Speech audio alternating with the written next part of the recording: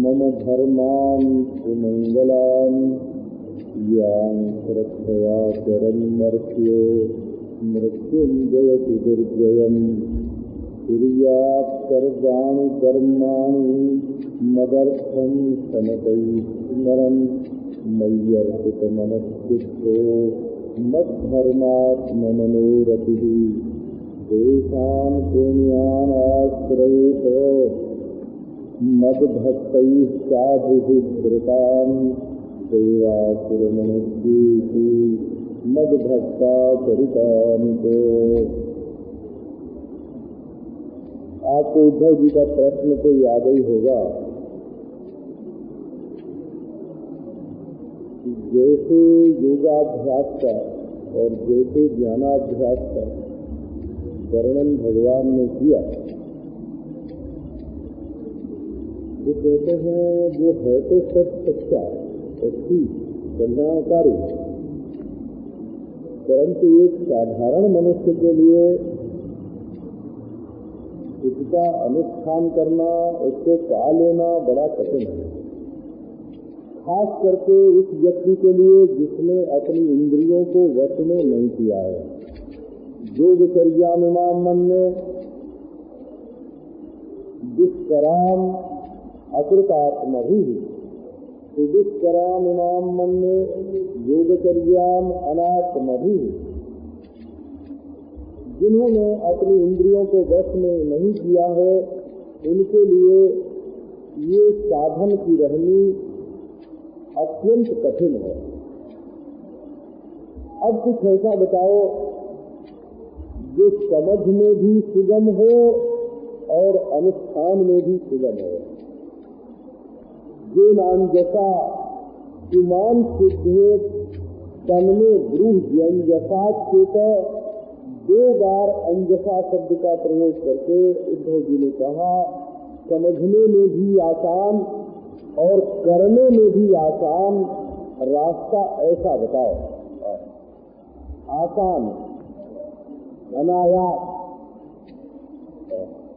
अनायास की प्रकृति को देखोगे तो ये अनायास शब्द ही थोड़ा पश्चिम में जाके आसान बन गया है। हो अनायास और आसान इन दोनों शब्दों की प्रकृति मूल धातु एक ही है।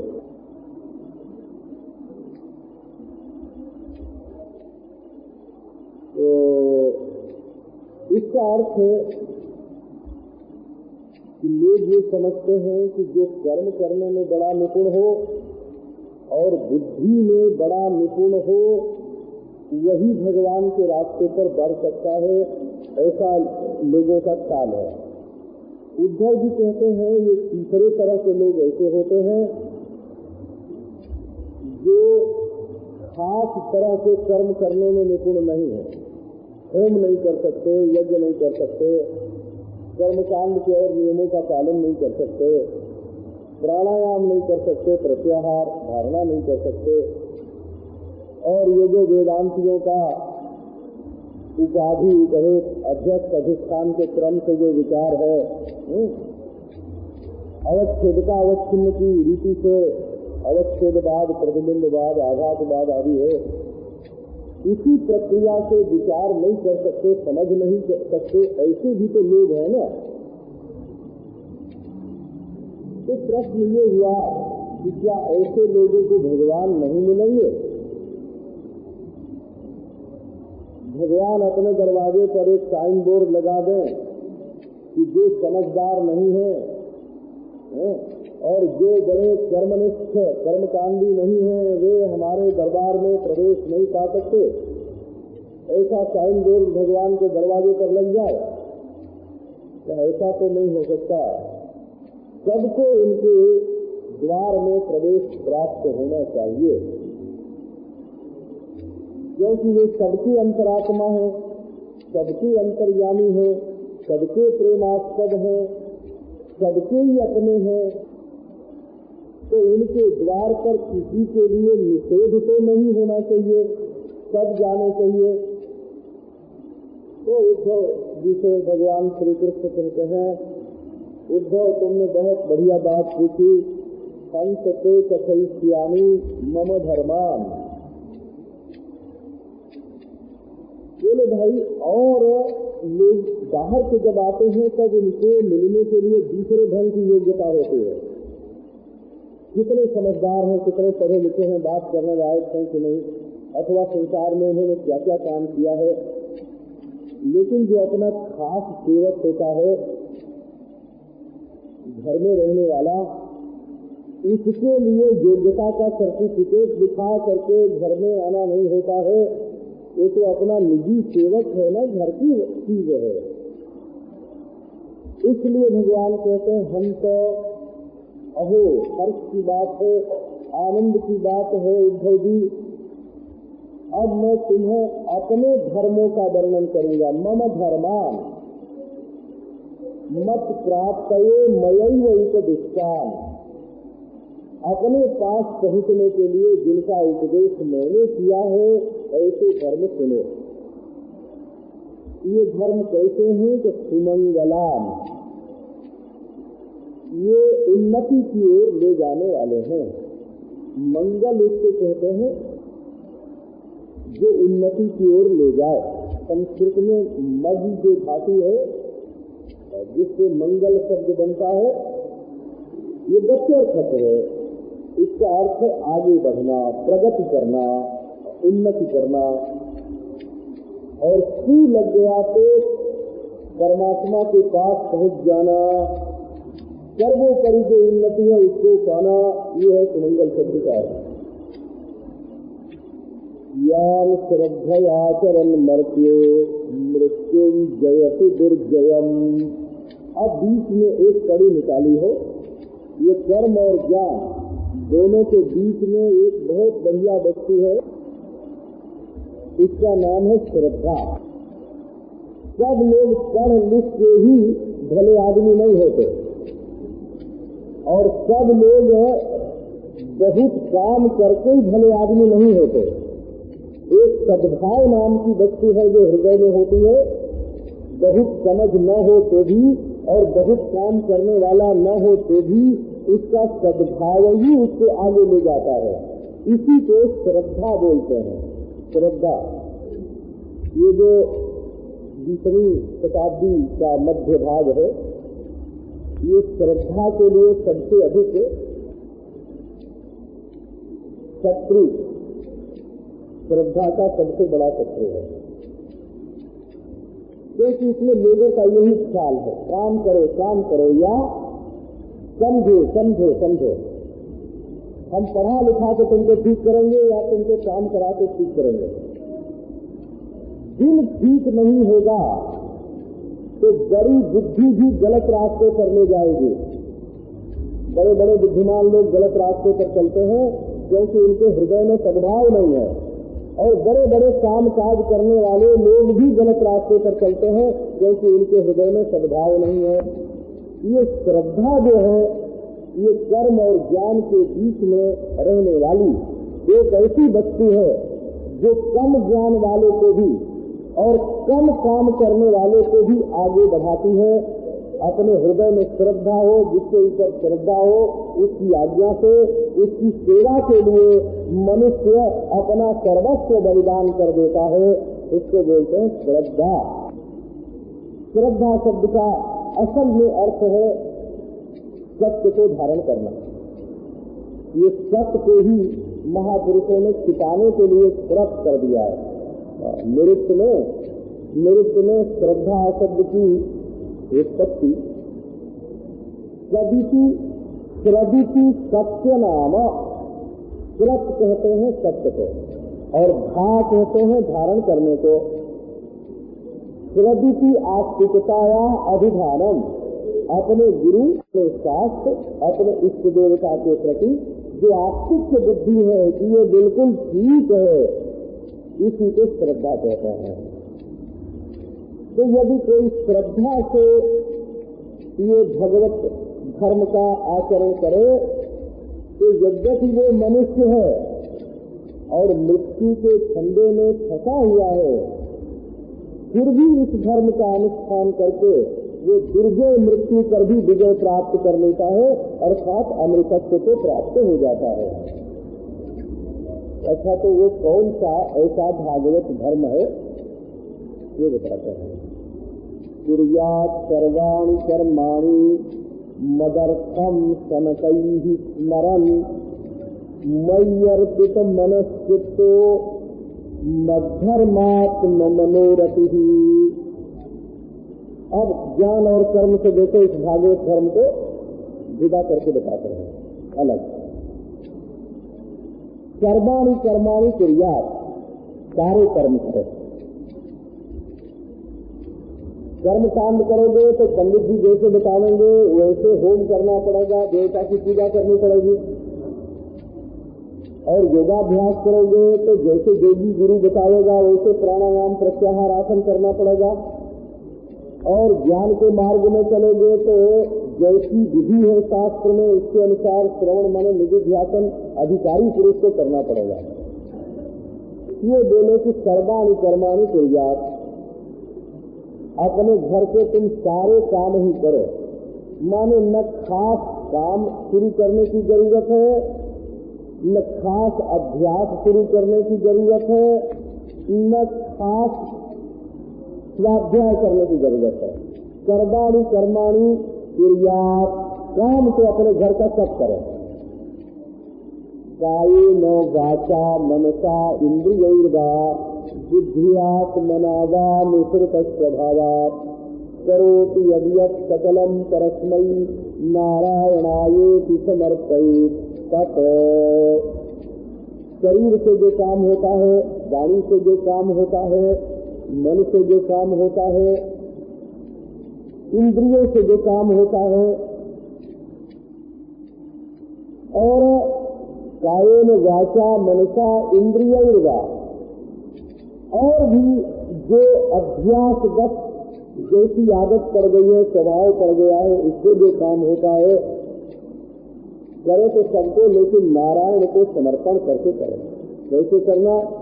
मदर्थम, अपने लिए न करे, भगवान के लिए करे। मदर्थम, यही मनुष्य के सामने प्रश्न है। कस्मै देवाय अभिषाद देनो, जो तुम हाथ में हविष्य लेकर के अग्नि में आहुति देने जा रहे हो, वो किस देवता के लिए मुंह में भोजन का ग्रास डालते हो? किस देवता के लिए? बोले कि मैं अपने लिए ग्रास डालता हूँ, तो इसका नाम भोग हो गया हो, भुक्ति हो गया, इसका नाम भुक्ति हो गया। बोले नहीं नहीं, हमारे हृदय में जो भगवान बैठे हुए हैं ना, उनके लिए मुंह में ग्रास डालते हैं, तो इसका नाम क्या हो गया? बोले भक्ति हो गया। दोनों हालत में ग्रास तो मुंह नहीं गया, ग्रास तो मुंह में गया, पर एक ने अहंकार के मुंह में डाला और एक ने भगवान के मुंह में डाला। जिसने अहंकार के मुंह में डाला उसके लिए भुक्ति, भुक्ति माने भोग, और जिसने भगवान के मुंह में डाला उसके लिए भक्ति। उसके लिए युक्ति, उसके लिए योग हो गया। मिलने से भगवान हृदय में बैठे। जब तुम ग्रास खाते हो ना, ललच जाते हैं, पहले हमको दो, तुम काहे को खाते हो? ये नन्ना सा हाथ महाराज भीतर में से, हृदय में से फैलाया, गले तक आया, है ना? अरे तुम्हारी जीभ पर वो ग्रास नहीं पड़ी हो और भगवान के हाथ पर पड़ गई, और मैंने उठा के ऊपर मैं अपने मुंह में डाल लिया, है ना? और फिर अंगूठा दिखा दिया कि लोग आए थे, है ना? अब देखो क्या मजा आता है खाने में। ऐसे ये मत समझना कि तुम दुबले पड़ जाओगे, दुबले नहीं पड़ोगे, है ना? कमजोर नहीं बनोगे। इतनी बात है। लघु शंका करना है, ठीक है, इसलिए कि भजन करने बैठेंगे तो लघु शंका की याद आएगी, तो पहले कर आओ फिर भजन करेंगे। ये लघु शंका भजन का अंग बन गई, भजन अंगी हो गया। और शौच कर आएंगे, स्नान कर आएंगे, दातुन कर लेंगे, मुंह साफ करके तब भजन करेंगे, शरीर को स्वच्छ करके भगवान के सामने बैठाएंगे, इसी का नाम भजन है। तो कर्म तो सारे करे, बस उसमें उद्देश्य बदल दे। एक आदमी सड़क पर झाड़ू लगाता है, इसलिए लगाता है कि हम अखबार में हमारी फोटो छपे और लोग समझें कि ये बड़ा जनसेवक है। और एक आदमी फोटो तो कभी नहीं छपवाता है, लेकिन सिक्के अंधेरे में झाड़ू लगा जाता है इस रास्ते से लोग जाएं। तो झाड़ू दोनों लगाते हैं, लेकिन दोनों के काम में बहुत फर्क हो गया ना। ऐसा तो अपने मन को ऐसा बनाना कि इसमें अपने भोग की सामग्री न हो, भगवान के भोग की सामग्री हो, उनके लिए करते हैं। उद्देश्य बदलना। पूजा कर्माणि कर्माणि मदर्थम। इसमें एक बात और जोड़ते हैं, कनकई पूजा उद्विग्न होकर के न करे, धीरे धीरे शांति से सब काम करे। तो बड़ा भारी काम छोड़ दिया और इतना बड़ा उद्वेग हो गया मन में। आयास पूर्वक जो बहुत परिश्रम से जब काम किया जाता है, जिससे चित्त में उद्वेग हो जाए, तब शांति नहीं रहती है हृदय में, और शांति नहीं रहती है तो भगवान का स्मरण छूट जाता है। तो काम की इतनी कीमत नहीं है कि भगवान को भुला करके काम को पूरा किया जाए, कीमत है भगवान के स्मरण की। इसलिए नाम स्मरण कनकई ही मदर्थम कर्माणि कर्माणि कुर्यात्।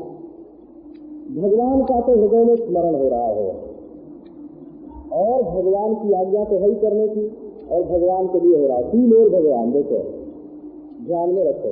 एक तो भगवान ने कहा है कि तुम अपने सब काम मेरे लिए करोगे तो मेरे पास आ जाओगे, तो भगवान की तो आज्ञा है, प्रेरणा है, और करते समय भगवान की याद रखा करो, और इससे भगवान प्रसन्न होंगे। भगवान के लिए मैं कर रहा हूँ, ये बात अपनी बुद्धि में जमाओ। तो भगवान की प्रेरणा से, भगवान को स्मरण करते हुए, भगवान की प्रसन्नता के लिए, और चित्त में और सारे कर्म घर के द्वार को करो। उसमें कोई साध्य अर्घ्य आचमन की जरूरत नहीं है, न तो उसमें आगे हिस्सा में एक दिवस की जरूरत है कि अपने सिर पे पानी छिड़का जाए, न तो आचमन की जरूरत है कि विद्या तत्वाय नमः, ये ऐसा करके आचमन करें तो भी नहीं है। आत्म तत्वाय नमः, परमात्म तत्वाय नमः, विद्या तत्वाय नमः करने की जरूरत नहीं है। ये भगवान के लिए हो रहा है, ये बात बनी रहे। अब आगे बताते हैं कर्म करने की रीति। मय्यर्पित मनश्चित्तो मद्धर्मात्मनो रतिः। मयि अर्पितो मनश्चित्ते संकल्प विकल्पानुसंधानात्मके येन स मय्यर्पित मनश्चित्तः। जिसने अपने संकल्प, अपने विकल्प और अपने अनुसंधान इनको भगवान में अर्पण कर दिया है। इसमें ये आया ना कि मन और चित्त को भगवान में अर्पण करें।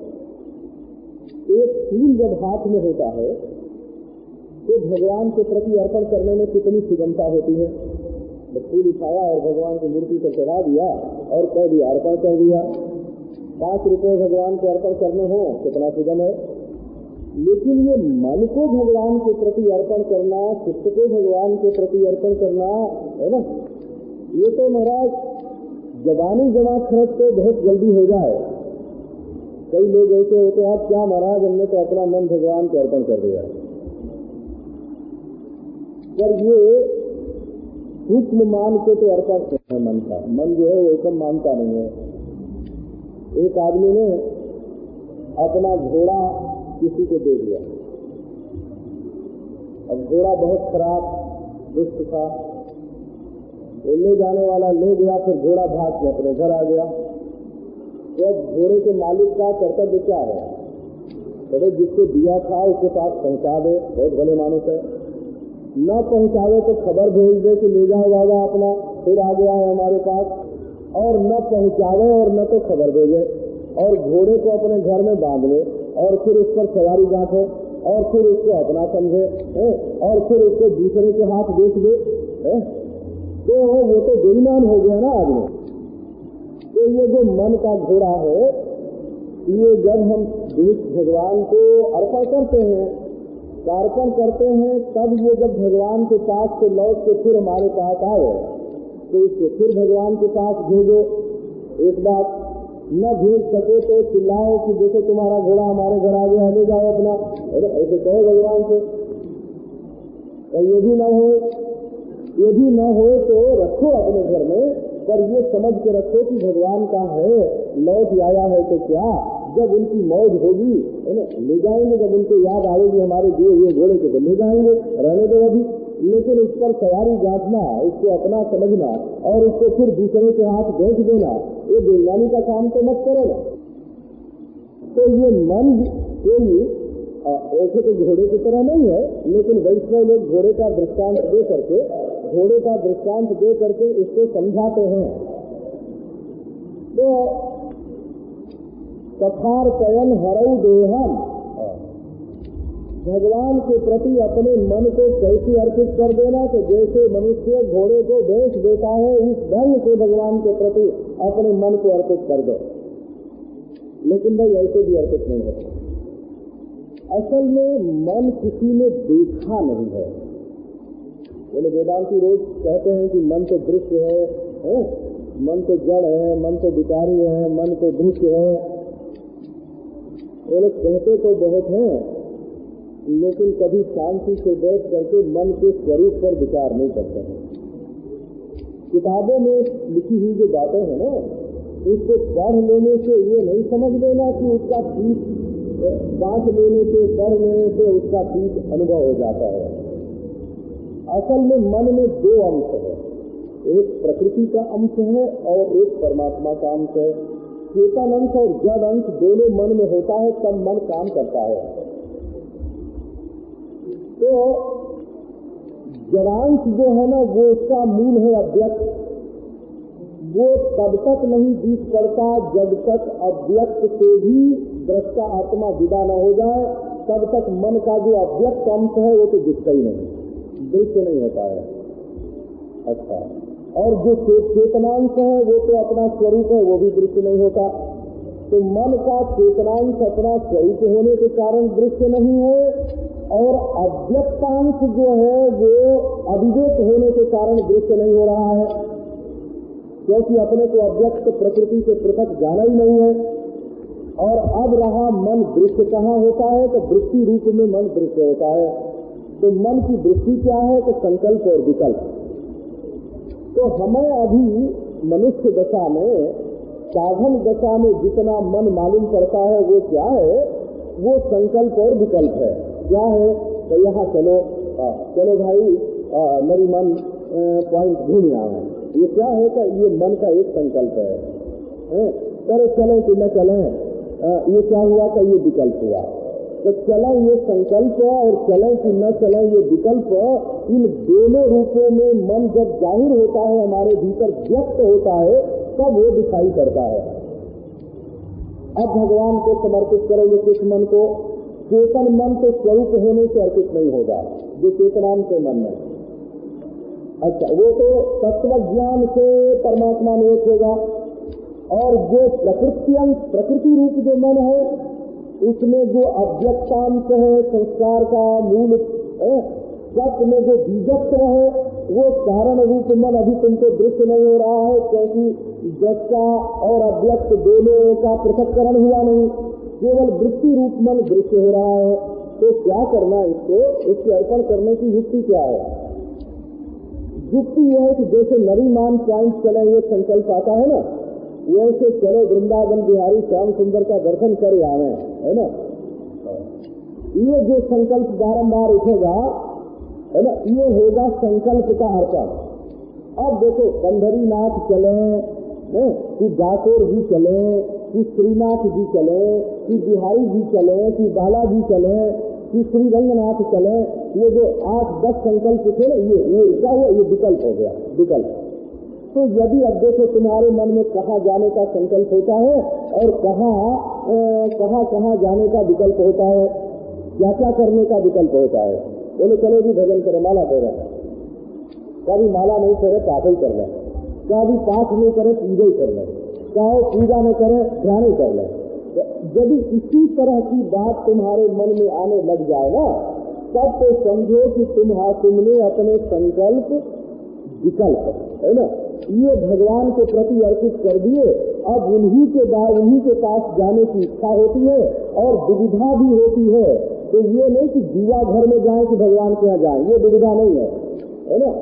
तो शराब खाने में जाए कि मंदिर में जाए, ये दुविधा नहीं है। दुविधा यही है कि दातोर भी जाए कि श्रीनाथ भी जाए।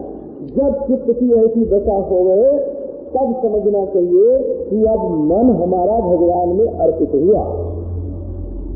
अच्छा, ये नहीं कि हमने तो महाराज एक दिन गए थे गुरु जी महाराज के पास, 25-30 वर्ष हुआ, तो गुरु जी कैसे थे का वो तो महाराज उसके बाद फिर कभी मिले नहीं, तो उनके बारे में कुछ ज्यादा याद नहीं है।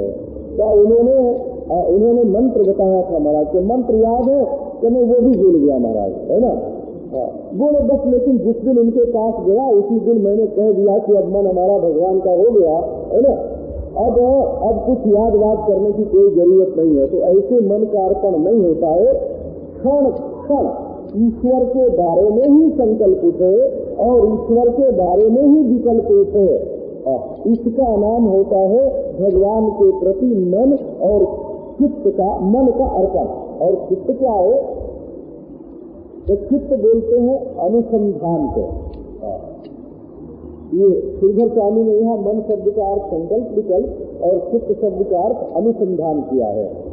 अनुसंधान की वृत्ति माने खोज की वृत्ति, जित देखा, है ना, चित श्याम, इधर भी श्याम, इधर भी श्याम, इधर भी श्याम, है ना, इस आदमी में भी श्याम, इस स्त्री में भी श्याम, इस पुरुष में भी श्याम, इस देखो ना पेड़ में श्याम सुंदर, लता में श्याम सुंदर है।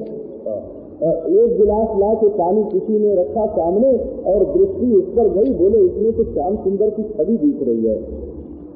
दीपक का लकी लौ सामने जल रही है, इसमें तो श्याम सुंदर दिख रहा है। तो अपने इष्टदेव का सर्वत्र अनुसंधान करना, ये भगवान के प्रति चित्त का अर्पण है। तो कर्म कैसे करना, तो भगवान की प्रेरणा से, भगवान का स्मरण करते हुए, भगवान के लिए चाहे कोई कर्म करना, और हमारे जितने अपने घर के काम है वो करना, भी कर्म करना। अब मन और चित्त को अर्पित कैसे करना, तो उन्हीं के बारे में संकल्प, उन्हीं के बारे में विकल्प और उन्हीं का अनुसंधान। मद्धर्मात्म मनोरति, मद्धर्मेश्वर आत्म मनसो रतिर्यस्य कहा। देह में जो रुचि हो है, रुचि सबके शरीर में कुछ न कुछ होती है। तो बोले मन की रति जो है, प्रीति जो है, वो भगवान में होगा। मनुष्य कभी कभी अपने को रखता है दूसरे के साथ और प्रीति अपनी कर देता है दूसरे के साथ। तो रहना दूसरे स्थान पर और प्रीति करना दूसरे से, ये संघर्ष की स्थिति हो गई। इनमें तनाव, मन में एक तनाव पैदा हो गया कि रुचि तो कहीं और है और रह रहे कहीं और। अब जिंदगी रोने की हो गई। अब रोते रहो, कहाँ है हमारा प्यारा, तो हमसे दूर है। जो हमें पसंद है तो काम हमको करने को मिल नहीं रहा है, जो खाने को पसंद है वो खाने को नहीं मिल रहा है। जिसके साथ रहना पसंद है उसका साथ नहीं मिल रहा है तो रोना आ गया ना जीवन में। तो ऐसा करना कि अपने मन में प्रीति भी भागवत धर्म में ही हो गए। हमारे भगवान का नाम लेने में प्रीति हो गए, पूजा करने में प्रीति हो गए, पाठ करने में प्रीति हो गए, और जिस काम से भगवान प्रसन्न हो गए उस काम में प्रीति हो गए, और जिस देश से भगवान प्रसन्न हो गए उस देश में प्रीति हो गए। जा भेषा हमारा साईं रीझे कोई भेष धरूंगी, जिस देश से उसको प्रसन्नता हो वो देश में धारण करेंगी। ये कहने का मत धर्मात्म मनोरति ही, अपने मन की जो रति है रमना। ऐसे जैसे समझो कि घर का काम करना पड़े, किसी दूसरे का काम करना पड़े तो मनुष्य बेकार में करता है, और अपनी रुचि का काम करना पड़े तो बड़े प्रेम से करता है। तो इस काम में तो भाई हमारी रुचि है, दिलचस्पी है। तो भगवान की सेवा में तो अपनी रुचि है, रति है, और जहाँ ये न मालूम पड़े कि ये काम भगवान के लिए है वहाँ अपनी रुचि न हो गए। अब और बताते हैं, देशान पुण्यान आश्रयेत मद भक्त साधु विस्तृतान देवासुर मनुष्येषु मद भक्ताचरितानि को। तो कहाँ रहे? पवित्र देश में निवास करे, जहाँ रहने से हृदय शुद्ध हो गए उसका नाम है पुण्य देश। वैष्णव में एक दिव्य देश शब्द चलता है, वो भगवान का जहाँ मंदिर होता है उसको देश नहीं बोलते हैं, वो दिव्य देश बोलते हैं। श्री रंग भी दिव्य देश है, वृंदावन वो बोले दिव्य देश है, अयोध्या दिव्य देश है, काशी दिव्य देश है, ऋषिकेश तो दिव्य देश है। ये दिव्य देश का अभिप्राय ये है कि जहाँ रहने से अपने हृदय में पवित्रता आवे। पुण्यान, पुण्यान माने पुनाप, जो हमारे हृदय को साफ करे। विषय वासना, जो हमारा मन मैल को समझोगे तब में सफाई को समझोगे। तो दिल में मैल क्या है? तो हमको ये भोगने को मिले, यही तो दिल की मैल है। हमको ये करने को मिले, हमको ये इकट्ठा करने को मिले, यही तो मन की मैल है ना। तो जहाँ रहने से मन की वासना कम हो गए उस स्थान का नाम है पूर्ण स्थान। बोले साफ बताओ कि क्या किसको बोलते हैं? पूर्ण देश कौन सा है? बोले मद भक्त साधु विस्तृतान, जहाँ साधु लोग रहते हैं। बोले साधु भी कई तरह के होते हैं। तो कोमल चित्त वाले को कठोर चित्त वाले साधुओं में नहीं रहना चाहिए। कोमल चित्त का जो पुरुष हो गए उसको कठोर चित्त वाले साधुओं का सत्संग नहीं करना चाहिए। उड़िया बाबा जी महाराज क्या तो इसका बड़ा भेद बरतते थे। जिस समय उनको निर्मर्याद वेदांत का सत्संग करना होता था उस समय भक्तों से कह देते थे कि अब तुम लोग जाओ भजन करो, तुम्हारे भजन में कोई बाधा नहीं पड़नी चाहिए। तो भाव का सत्संग दूसरा होता है और अज्ञान निवर्तक प्रकाश का सत्संग दूसरा होता है। एक चंद्रमा का सत्संग है और एक सूर्य का सत्संग है। चंद्रमा के सत्संग में चांदनी होती है, आह्लाद होता है। सूर्य के सत्संग में प्रकाश होता है, अंधकार की आत्यंतिक निवृत्ति होती है। एक सूर्य का सत्संग, एक चंद्रमा का सत्संग। तो साधु दो तरह के होते हैं। एक जिनका हृदय पवित्र तो होता है लेकिन द्रुत नहीं होता है, पिघलता नहीं है। पवित्र तो होता है लेकिन पिघलता नहीं है। और एक ऐसा होता है जिनका हृदय पवित्र भी होता है और पिघलता भी है। तो पवित्र और पिघलने वाले, द्रवित होने वाले हृदय वाले जो साधु हैं उनका सत्संग करना माने भगवत भक्त साधुओं का संग करना। जो भक्ति के विरोधी है उनका सत्संग नहीं करना चाहिए। ये इसका अभिप्राय से स्थान में ऐसे स्थान में रह जा करके रहना चाहिए जहाँ भगवत भक्ति से युक्त साधु रहते हैं। साधु किसको कहते हैं? एक तो सदाचारी है और दूसरे हरि और गुरु का भक्त हो गए। जो कहे कि हम बिना गुरु के ही सिद्ध हो गए हैं, ऐसे साधु का सत्संग करना वर्जित है ना, क्योंकि वो तुमको ऐसे मार्ग में डाल देगा जहाँ तुम सोचोगे कि बिना गुरु के भी जब सिद्ध कोई हो सकता है तो हम भी बिना गुरु के सिद्ध हो सकते हैं, तो मार्ग से भटक जाओगे। तो भगवत भक्ति भी होगा और गुरु भक्ति भी होगा और आस्तिक बुद्धि होगा, माने स्वर्ग नरक पुनर्जन्म आदि के जो बंधन है उनमें आस्तिक बुद्धि होगा कि निवारण की इच्छा हो और निवारण का साधन करे, और दूसरों की प्रशंसा करने वाला हो, जो दूसरे की निंदा करे, है ना, उसके पास जाके नहीं बैठना, क्योंकि निंदा करने वाला जो है वो दूसरों के चित्त में दोष डालता है।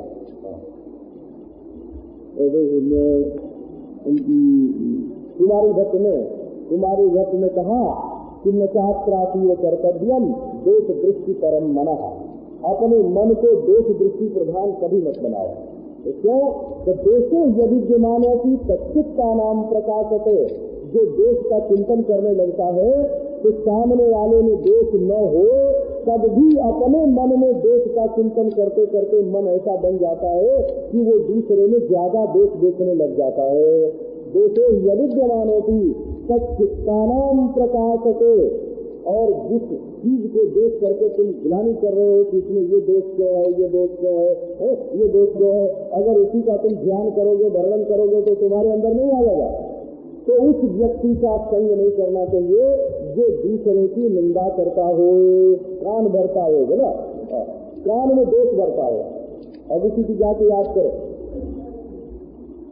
एक दिन महाराज हम लेडी नार्थ कोर्ट में जा रहे, 5 मिनट का संग एक व्यक्ति का मिला, 5 मिनट का हो, एक कोने से चौपाटी के कोने से लेकर के बालकेश्वर रोड के कोने से लेकर के लेडी नार्थ कोर्ट, और उसने एक व्यक्ति के बारे में ऐसी भयंकर निंदा की बात हमारे कान में डाल दी कि अब जाके वहां तो अब उसको निकाल के हम गीता की कथा कहें तो उसको सोचे, है ना, निकालना पड़ा पहले, तब गीता की कथा आई, नहीं तो उसने गीता की कथा को तो दूर भगा दिया था, है ना, और उस आदमी को उसके दोष को हमारे घर में डाल दिया था।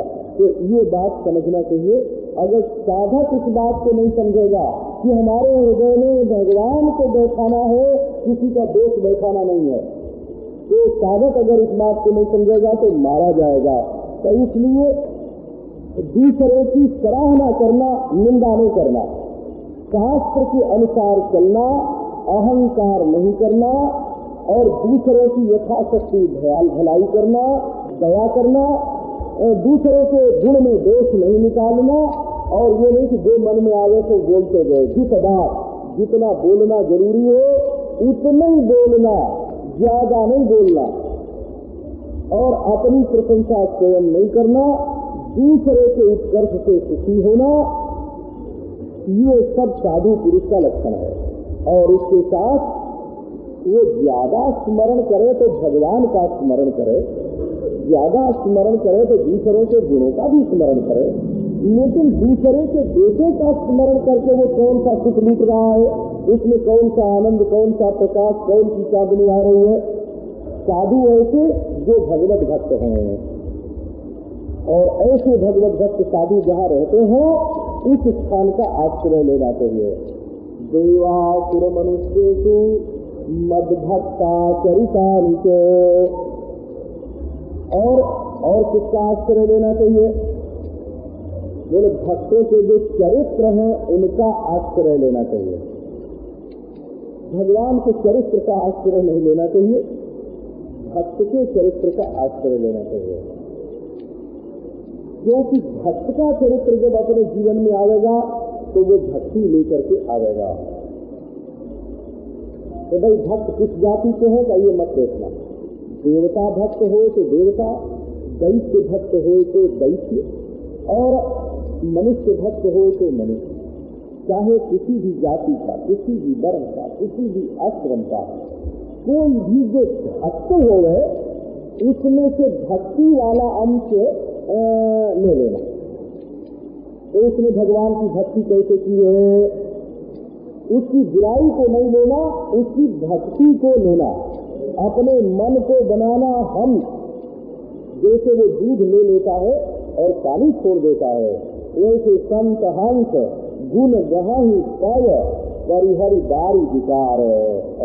जल को छोड़ करके दूध लेना जैसे हंस का धर्म है, वैसे जो चाहता है कि हमारे हृदय में भक्ति आवे, उसको देश छोड़ करके सद्गुण ले लेना चाहिए।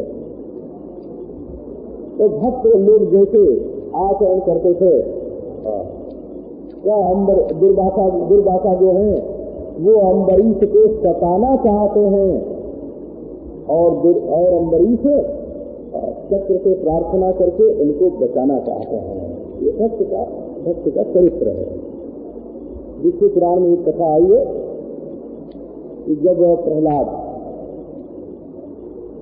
चंदा मर्क से विद्या पढ़ रहे थे, तो एक दिन हिरण्यकशिपु ने अपने उन पुरोहितों से कहा कि तुम लोग कोई ऐसी युक्ति करो कि ये बालक मर जाए, क्योंकि हमारे मारे तो ये मरता नहीं, आग से नहीं मरा, पहाड़ पर से गिराने से नहीं मरा, समुद्र में डुबाने से नहीं मरा, सांप कटवाने से नहीं मरा। तो अब तुम लोग कोई ऐसा अधिकार, ऐसा कोई मारण प्रयोग करो जिससे ये मर जाए। तो पुरोहितों ने क्या किया, एक कृत्या नाम की राक्षसी उत्पन्न की हो कि ये राक्षसी प्रहलाद को मार डाले। वो अधिकार से जनित मारण का प्रयोग कृत्या राक्षसी प्रहलाद को मारने के लिए जब दौड़ी, तो भगवान का चक्र पहले से ही प्रहलाद की रक्षा में संलग्न था, है ना। वो तो कृत्या के पीछे झपटा। अब अधिकार का ये है कि जिसके ऊपर किया जाए उस पर न लगे तो करने वाले को जाके लगता है। मारण का प्रयोग कहीं न कहीं लगता है, जिस पर किया जाए उसको नहीं लगा तो करने वाले पर लगा। वो दोनों पुरोहित मर गए, तुरंत मर गए, दोनों गुरु मर गए प्रहलाद जी के। अब प्रहलाद जी को बड़ा दुख हुआ कि राक्षसी तो हमको खाने के लिए आ रही थी, ये क्या हुआ कि ये दोनों मर गए। तुरंत उन्होंने हाथ जोड़ करके भगवान के सामने प्रार्थना की कि हे प्रभु, जिन्होंने मुझे नागों से डसवाया, हाथियों से कुचलवाया, पहाड़ से गिराया, समुद्र में डुबवाया, आग में जलवाया, इतना अनिष्ट करने पर भी, विष देने पर भी, अस्त्र शस्त्र से मारने पर भी उनके प्रति यदि हमारे मन में किंचित भी देश की भावना न आई हो, तो मेरे इस सत्य के बल पर ये दोनों पुरोहित जीवित हो गए। अभी तो पुराण में ये कथा है ना। और जब प्रहलाद जी ने अपने इस सत्य की सौगंध खाई कि मेरे हृदय में किसी के प्रति दुर्भाव नहीं है, उनके इस सत्य शपथ के प्रभाव से वे दोनों पुरोहित तत्काल जीवित हो गए। इसका नाम हुआ भक्ता चरित्र, माने भक्तों के चरित्र ऐसे होते हैं। तो वो चाहे देवता का हो, चाहे दानव का हो, चाहे मानव का हो, किसका भी चरित्र हो, उसका आश्रय लेकर के इसी के अनुसार अपना जीवन चलाना चाहिए है। एक नाथ जी के जीवन में आता है कि उसने उनके ऊपर 100 बार पूछ दिया और उन्होंने कहा आज हमारे बड़े सौभाग्य हैं, क्योंकि रोज तो मैं एक बार नदी में स्नान करके, गंगा में स्नान करके चला जाता था, और आज मुझे 108 बार पूरे स्नान करने का अवसर मिला। तुमने तो मेरे ऊपर बड़ा अनुग्रह किया। ये संत का स्वभाव है, ये चरित्र है ना, ये संत का चरित्र है। तो वो अपने जीवन में अपनाना चाहिए। इसका नाम भागवत धर्म है। इसमें न तो उपाधि उपहित का विचार है और न तो प्राणायाम प्रत्याहार है और न तो इंद्राय स्वाहा है, न तो इसमें आधार आयती है और न तो आज्ञभाग है। कहिए तो सीधे महाराज प्राणायाम प्रत्याहार आसन के बिना और ये याग प्रयाग के बिना और ये जो है घटाकाश और मठाकाश के बिना केवल भाव मात्र से भगवत भक्तों का चरित्र ग्रहण करने से मनुष्य का कल्याण कर देता है। पृथक चत्रेण वा मह्यम कर्म यात्रा महोत्सवान कारयोगीत मृत्याद्य महाराज विभूति। बोले भाई देखो ब्याह के लिए कितना खर्च करते हो, क्या उत्साह आता है उस समय। हमको एक बड़े घर में मालूम हुआ कि उनके यहाँ प्रत्येक विवाह में 30 लाख रुपए खर्च होते हैं। तो ये बात तो नहीं है, ये नहीं समझना कि 30 लाख बात देते हैं। वो पुत्र वधू का कुछ धन हो जाता है, उसमें पुत्र वधू के हाथ में इतनी संपत्ति दे देते हैं, विवाह में इतना खर्च कर देते हैं, जीवन इतना बना देते हैं, कुछ न कुछ करके वो एक एक पुत्र के लिए इतना उतना करते जाते हैं, अलग अलग वो पुत्र वधू की संपत्ति हो जाती है। विवाह में इतना खर्च, यज्ञोपवीत होता है, जैसे लोगों के मुंडन होता है, क्या खर्च करते हैं। अरे भाई बेटे के ब्याह में, जनेऊ में, मुंडन में इतना खर्च करते हो, कुछ भगवान के लिए, भगवान के नाम पर भी करो। तो वो क्या, महज्यम पर्व यात्रा महोत्सवान, मेरे पर्व मनाओ, ये भगवान का पर्व है, उनके लिए यात्रा निकालो, उनके महोत्सव करो, उसमें गाओ, नाचो और छात्र कमर सिंहासन महाराजों की जैसी विभूति होती है उसके अनुसार करो। और अपने पास अकेले के पास संपत्ति हो तो पृथक अलग से करो, और अलग से न कर सको तो सत्रेणवा मिलजुल के करो। लेकिन भगवान के उत्सव बनाओ। देखो घर के उत्सव होते हैं वो संसार के संबंधों को दृढ़ करते हैं, और भगवान के जो उत्सव होते हैं वो भगवत संबंध को दृढ़ करने वाले होते हैं। तो भगवत संबंध को दृढ़ करने वाले उत्सव बनाओ और उसमें गाओ, नाचो, हंसो, खेलो, मस्त हो जाओ। दो घड़ी ऐसा मालूम पड़े कि संसार है ही नहीं, हम भगवान के लोक में पहुंच गए। आज नंदोत्सव हो रहा है, वहाँ पहुंच गए। तो आज भगवान का विवाह हो रहा है, वहाँ पहुंच गए। ऐसे मनाना। ये सब भक्ति का वर्णन किया।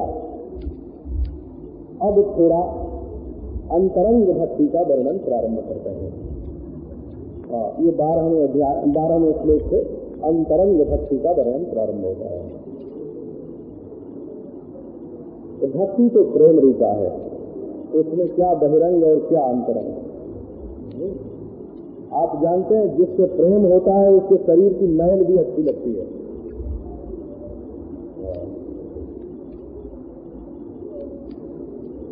तो भगवान से जिसका प्रेम है उसके लिए ये भगवान की बहिरंग भक्ति है और ये अंतरंग भक्ति है, ये भेद नहीं होता है, बोला। तो भगवान की सेवा हो रही है, यही भक्ति है। मामेव सर्वभूतेषु बहिरंतरतावृतम् इच्छेतात्मनि चात्मानं यथाक्षममलाशयः। अमलाशयः पुरुषः, अमल है आशय जिसका, आशय माने अंतःकरण, हृदय निर्मल है। जैसे निर्मल जल, जल में माटी मिल गई तो निर्मल नहीं रहा ना। तो हृदय में जब संसार के विषय मिल जाते हैं तब हृदय निर्मल नहीं रहता है।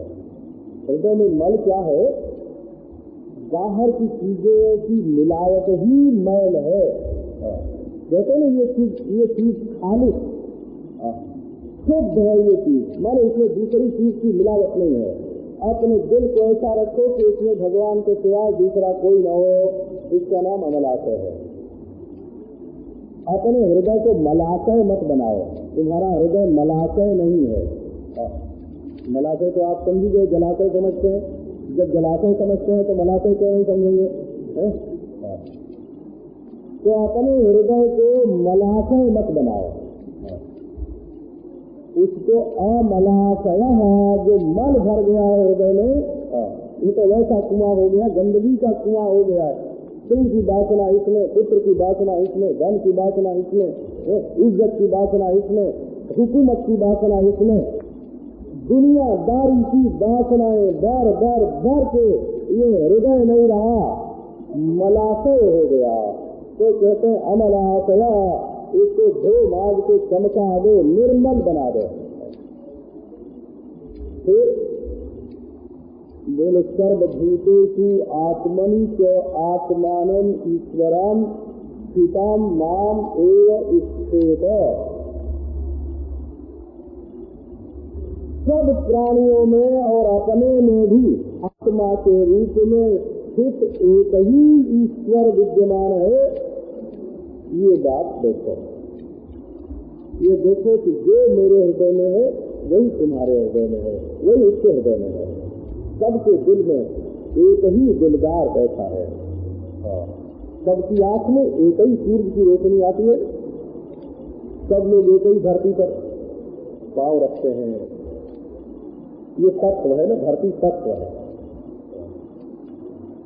सब लोग एक ही धरती पर पांव रखते हैं, एक ही पानी पीते हैं, एक ही सूर्य की रोशनी में देखते हैं, एक ही हवा में सांस लेते हैं, एक ही आकाश सबके हृदय में है। जब तत्व की स्थिति एक ही ईश्वर सब में बढ़ती है, सबके दिल में वही चमक रहा है। वही बोले हमको छोड़ करके तो नहीं, तुम्हारे अंदर भी ईश्वर है। तो बोले हाँ मेरे अंदर तो ईश्वर है, पर सबको छोड़ करके तो नहीं, ऐसा नहीं। सबके हृदय में ईश्वर है, सब में है और अपने में भी है। तो भाई सबके भीतर कैसे होगा? बोले सबके भीतर ऐसे बहिरंतरतावृतम, उसमें बाहर और भीतर का भेद नहीं है। अपावृत माने आवरण से रहित, बिना ढका, कोई पर्दा उसके ऊपर नहीं है। अंतःपूर्णम बहिःपूर्णम। जैसे कोई कुएं में घड़ा डाल दे ना, तो घड़े के बाहर भी पानी और भीतर भी पानी, और 10 घड़े डाल दे तो 10 घड़ों के भीतर भी पानी, बाहर भी पानी। अंतःपूर्णम बहिःपूर्णम पूर्ण कुंभ मिलाम्बरे। जैसे पूर्ण कुंभ हो ऐसे अंतःशून्यम बहिःशून्यम शून्य कुंभ मिलाम्बरे। तो बाहर भी शून्य भीतर भी शून्य, जैसे आकाश घड़े के भीतर भी और बाहर भी। सबका बाहर भी पानी भीतर भी पानी। पूर्णमदः पूर्णमिदं पूर्णात् पूर्णमुदच्यते। ईश्वर भरपूर है। तो ये ईश्वर कौन है? बोले अपना आत्मा ही है। तो कैसे देखना? तो यथा स्थान तथा स्थित, जैसे ये हमारा आत्मा है।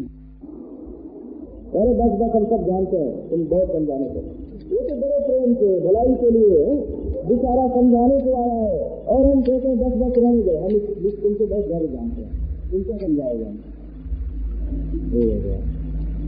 तो समझाने में भी एक ख्याल रखना पड़ता है कि कहीं ये न समझे कि ये जबरदस्ती गुरु बना जा रहा है। महादेव को तुम स्वयं अत्यंत प्राज्ञ, अत्यंत युक्त बुद्धि वाले, अनवद्य विद्या विद्योतिकांत चरण हो उद्धव। महादेव माने अनवद्य माने निष्पात ज्ञान का जो प्रकाश है, उस प्रकाश से तुम्हारा हृदय प्रकाशित है। अनवद्य विद्या विद्योतिकांत चरण महादेव। इस प्रकार संपूर्ण प्राणियों को मद भावे न सभाजयन, सबका आदर करो। सभाजन का अर्थ सबका आदर करो, सबका आदर करें, सबका सत्कार करें। क्या समझ के करें? बोले मद भावे न, सबके भीतर भगवान है, ये समझ करके सबका सत्कार करो। कति के वचन मत बोल गए तो जीव मिलेंगे। सबके घट में साई रमता, सबके घट में साई रमता। कति के वचन मत बोल रहे, घूंघट को पट खोल रहे तो जीव मिलेंगे। घूंघट का पट हटा दो, तुम्हें प्यारे की प्राप्ति होगी। किसी से कड़वा मत बोलो, क्यों? तो सबके घट में वही साई, वही प्यारा कृष्ण, वही राम, वही नारायण, वही ब्रह्म, वही अपना आत्मा सबके हृदय में परिपूर्ण है। सबके घट में साई रमता। कथित वचन मत बोल रहे तो जीव मिलेंगे। घट को पट खोल रहे मत बाजन से वरज योगी। अपने अपने इष्ट देव को व्यापक मानत है कि नहीं? जब तुम व्यापक ना ही न मानत जीव बताता है आई रही। यदि तुम्हारे इष्ट देव व्यापक नहीं है तो जीव है। तब तो तुम अपने इष्ट देव का ही तिरस्कार कर रहे हो। अगर वो सब में व्यापक है तो सबके हृदय में देखो ना, वही तो बांसुरी बजा रहे हैं। उन्हीं की तो झोपड़ी है सब, उन्हीं का तो निकुंज है, उन्हीं से तो सब वृंदावन है, कोटि कोटि वृंदावन बना करके वही तो विहार कर रहे हैं। क्यों नहीं सब में उनको देखते? ये देखो न तो घटाकाश मठाकाश वाला वो उपाधि सहित अध्यक्ष अधिष्ठान क्रम से अवच्छिन्न की रीति से विचार करने वाला ज्ञान भी नहीं है, और स्वाहा स्वाहा करने वाला हवन भी नहीं है, और वो महाराज भस्त्रिका प्राणायाम जिससे पड़ोसी भी जाग जाए।